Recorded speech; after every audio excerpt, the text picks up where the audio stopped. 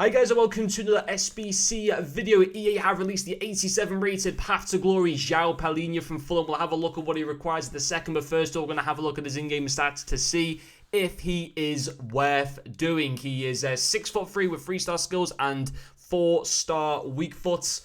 You can play him as well as a centre mid as well as that CDM position. I suppose right now he's best as a CDM. If he can get all the upgrades, I think the highest he can go to is a 90 rated. You'd like to think he should go to an 89. I've actually got my prediction up here for the World Cup that I've done with a few people. And Portugal are in Group H, alongside Uruguay, South Korea and Ghana. You'd like to think that they'll finish in the top two positions, which if they do, he goes to an 88 rated.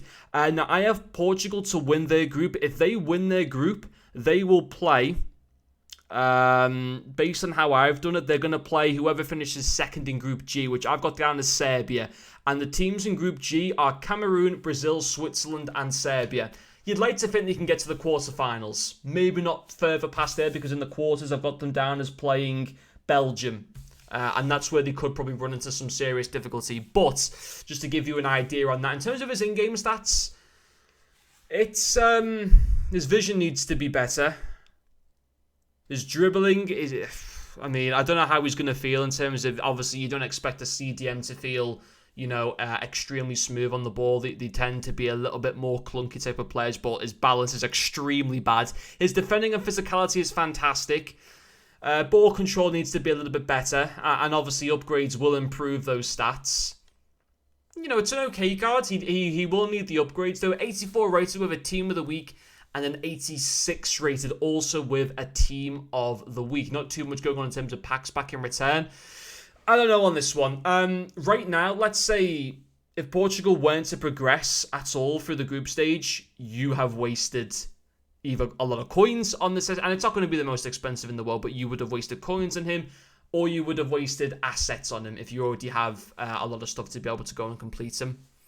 If Portugal can win the World Cup, he is 100% worth it.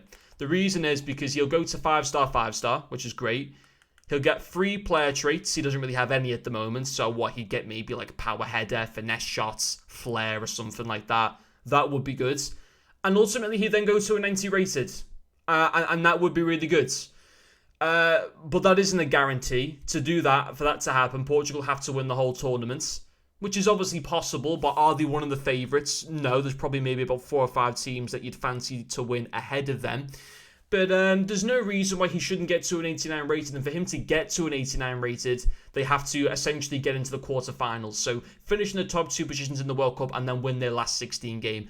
I think Portugal will be able to do it. Obviously, they're capable of going and winning the whole tournament. Any nation is, theoretically. Saudi Arabia can theoretically win the World Cup because they are in the World Cup. But will they win the World Cup? I don't think they will. Will Portugal win the World Cup? No, I don't think they will. But I think that they will get, or I would fancy them to at least get to the quarterfinals, where based on that he would be an 89 rated, but he wouldn't get the player traits, and his skill moves and weak foot would stay the same, which already for a CDM, his weak foot's already pretty much good enough for a CDM, and his skill moves aren't even that bad really for a CDM. It's not like he's a cam or a striker where you'd really want those skill moves to be, you know, getting higher. Ultimately, 3-star skill moves on the CDM, yeah, if he could go to 5-star, that'd be great, but would you really miss out that much, you know, on him remaining as a 3-star for a CDM? Personally, no, in my opinion. So, it's not the best value for money. It's, again, another one of those cards that because he's a Premier League player, there is a lot more higher requirements placed onto him.